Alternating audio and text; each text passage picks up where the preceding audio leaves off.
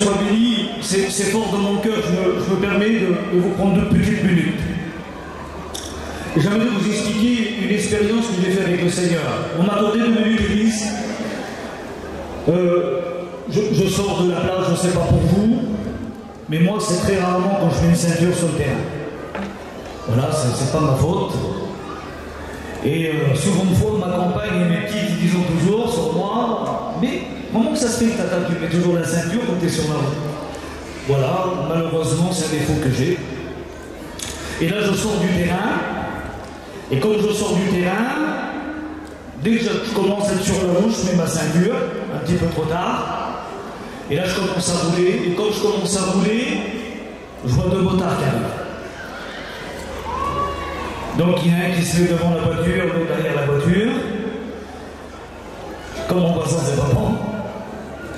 Et tout à coup, il fait signe, donc je m'arrête. Il dit bonjour monsieur, bonjour, papier du véhicule, je donne. Il dit vous savez pourquoi que je vous arrête? Je dis oui monsieur. Je dis j'ai mis ma ceinture quand j'étais sur la route un petit peu trop loin. Il dit oui monsieur, je vous ai vu avec les jumeaux. Et tout à coup, quand il commence à prendre ma pièce d'identité, il regarde mon véhicule, il dit vous faites partie des gens du voyage, je dis oui monsieur. Donc je reconnais ma faute. Et tout à coup, il dit monsieur, je vous arrête pour une deuxième chose aussi. Je dis là monsieur, je ne peux pas vous dire. Il dit monsieur, quand vous êtes arrivé au rond-point, vous avez mis le clignotant un petit peu trop tard. Je dis oui, mais je l'ai mis quand même. Mais il dit trop tard monsieur. Ben j'ai dit monsieur, écoutez non, vous dites que je suis en tort, je suis en tort, je me plie à la loi.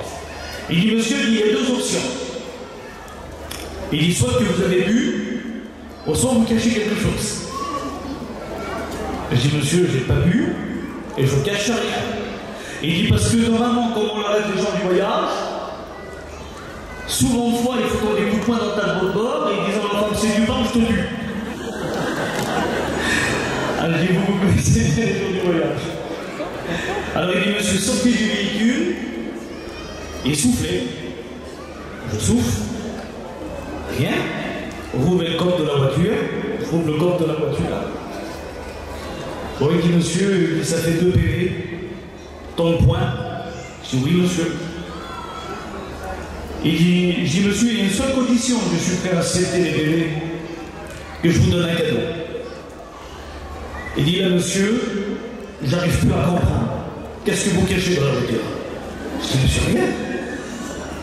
Et tout à coup, je rouvre mon tableau de bord, je prends un petit Nouveau Testament. Et Dieu me dit dans mon cœur de dire un seul mot.